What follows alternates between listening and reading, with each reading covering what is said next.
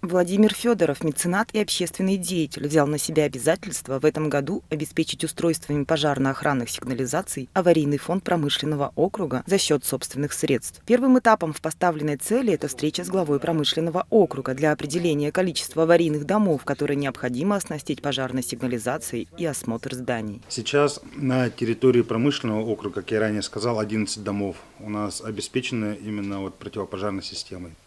И в дальнейшем планируем, в обязательном порядке, это у нас 32 дома сейчас стоят. По этим 11 адресам срабатывали сигнализации, но это в основном подгорела еда, в таком духе, да, именно по пожарам не было. В принципе, такие массовые, как в прошлые года, поджоги, Рихард-Зорги у нас были, там дом у нас в течение недели 3 раза горел, допустим, такие, и там у нас, по-моему, семья же, погибла.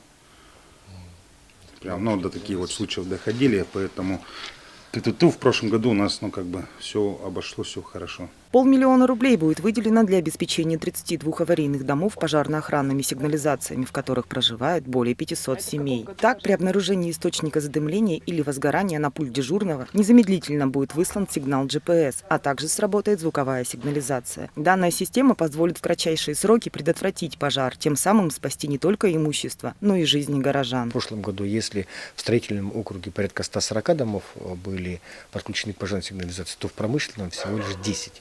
В Сейсарском где-то порядка 50 домов. То есть понятно, какое отставание есть. А город закрывать надо. И это надо делать быстро.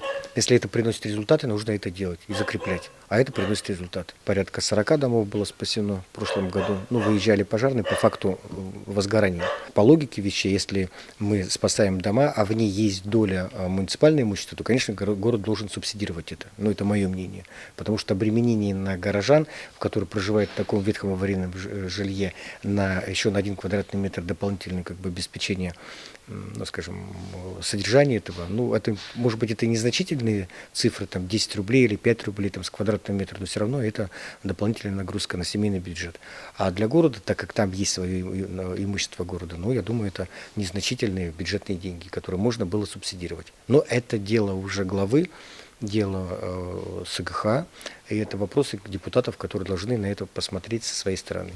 Мое мнение такое: город должен помогать жителям. Следующий этап – это поиск подрядчика, который будет устанавливать противопожарные системы, встреча с населением, установка оборудования и передача ее на обслуживание управляющим компаниям или округу, которые будут контролировать бесперебойную работу всей установленной системы. Светлана Табалаева, Константин Корякин, Якутск ТВ.